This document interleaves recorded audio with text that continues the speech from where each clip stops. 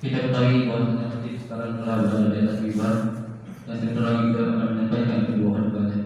Perkenalkan itu kita yang kembali sebuah pesan Rasulullah SAW yang dibaca oleh Abu Hurairah yang mana maksudnya apabila masjid sedang menyampaikan kedua khutbahnya maka janganlah di antara kita ada yang berkata-kata walaupun perkataan itu bersuatu teguran untuk dirinya. Kalau siapa masanya berkata-kata maka pahala ibadah salat Jumatnya hari ini akan sia-sia. Oleh karena itu kita dengarkan dan kita perhatikan, mudah-mudahan amal ibadah kita hari istimewa Allah Taala. Amin ya rabbal alamin.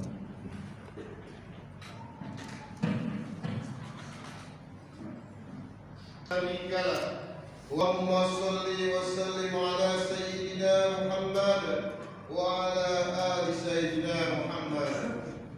Wa qala ta'ala fi Qur'anil Karim, a'udzu billahi minasy syaithanir rajim.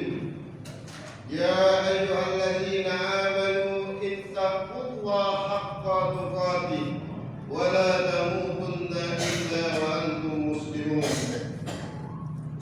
Jemaah salat Jumat rahimakumullah, puji syukur marilah kita panjatkan kehadiran Allah Subhanahu wa taala. Yang mana pada hari ini Jumat tanggal 2 Rabiul Akhir 1444 Hijriah bertepatan dengan tanggal 28 Oktober 2022 Masehi. Kita masih diberi Allah nikmat sehat, nikmat kesempatan hingga dapat hadir di Masjid Al-Ikhlas yang kita cintai ini. Selawat dan salam semoga selalu tercurahkan kepada Nabi kita Muhammad sallallahu alaihi wasallam.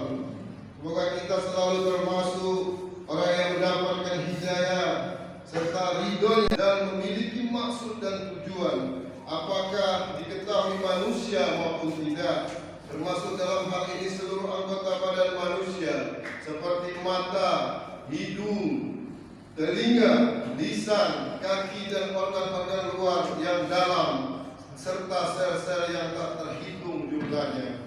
Nikmat yang tak mungkin bisa dibalas oleh manusia kecuali dengan mensyukuri, baik melalui kata-kata maupun perbuatan. Bersyukur lewat perkataan bisa dilakukan dengan mengucapkan hamdalah atau kalimat puji-pujian lainnya. Sementara bersyukur lewat tindakan akan tercermin dari kualitas perbuatan, apakah sudah baik, bermanfaat atau sebaliknya. Jemaah salat Jumat rahimakumullah, yang tidak bisa diingkari di antara semua anggota badan itu yang paling krusial adalah lisan. Lisan adalah perkataan yang keluar dari mulut kita yang bisa menimbulkan manfaat, tapi sekaligus mudarat jika tidak benar penggunaannya. Karena itu ada pepatah Arab mengatakan, salamatul insan fi hifzil lisan, keselamatan seseorang tergantung pada lisannya. Dengan lisan seseorang bisa menolong dan menyelamatkan orang lain, tetapi dengan lisan pula dapat melukai hati orang lain, bahkan terkadang merugikan dirinya sendiri, tapi juga bagi orang lain. Islam memberi dua pilihan terkait dengan lisan. Lebih baik berkata yang baik atau diam saja. Dari Abu Hurairah bahwa Rasulullah SAW bersabda, "Man kana yu'minu billahi wal yawmil akhir, falyaqul khairan aw liyasmut." Artinya barang siapa yang beriman kepada Allah dan hari akhir, maka hendaklah ia berkata baik atau hendaklah ia diam.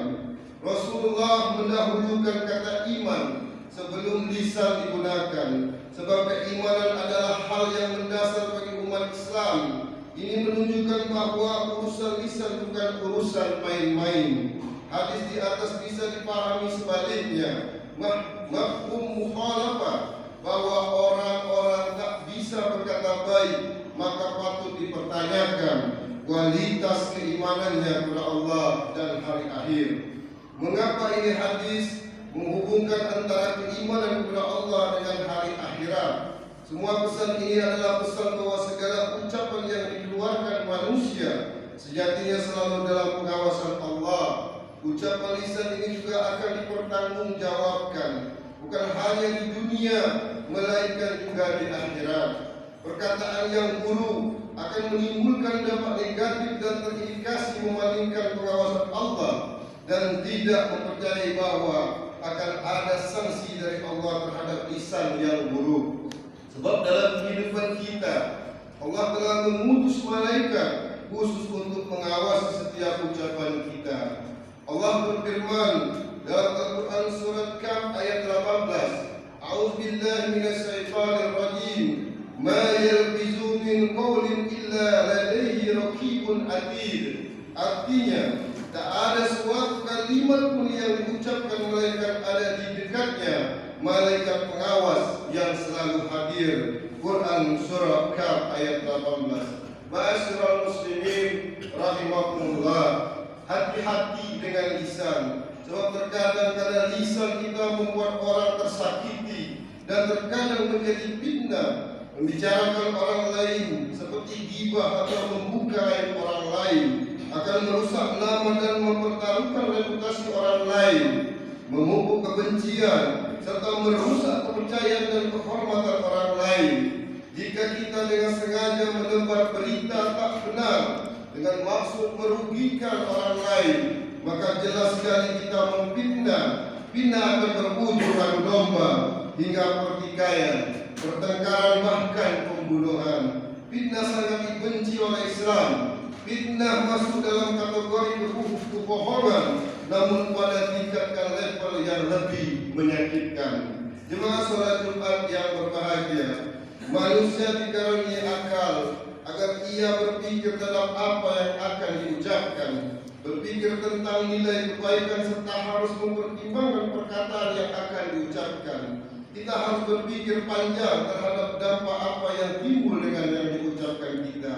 Hal ini penting supaya kesalahan tak terlibat ganda karena lisan manusia yang tak terjaga. Para politisi yang sering mengingkari janji adalah hal yang buruk, tapi akan buruk lagi bila ia tak pandai menjaga lisannya.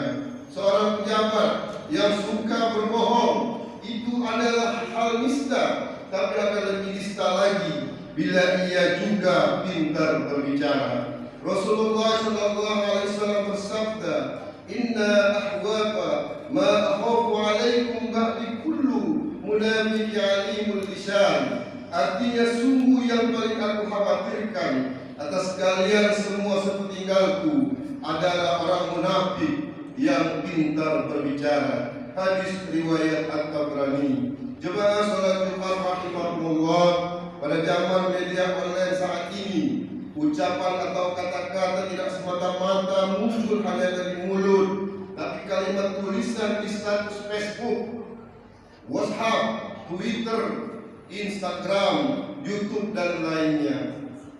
Terkadang sebuah ungkapan hati yang diekspresikan lewat status di media sosial. Seringkali media sosial menjadi ajang ramai-ramai membuat ghibah, fitnah, tebar kebohongan, provokasi kebencian, bahkan sampai ancaman fisik yang membahayakan. Nauzubillah min dzalik.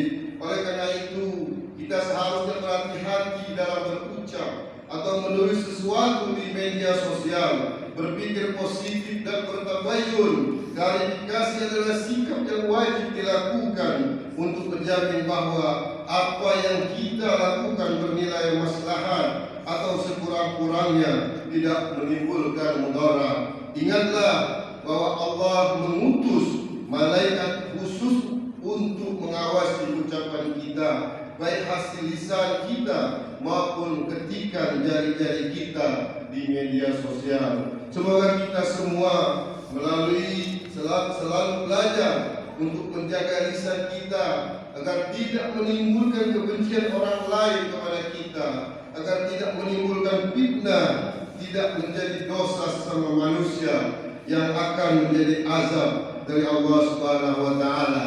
Demikian khutbah yang dapat saya sampaikan. Mudah-mudahan dapat berguna bagi hati pribadi maupun kita semua yang hadir pada hari ini. Amin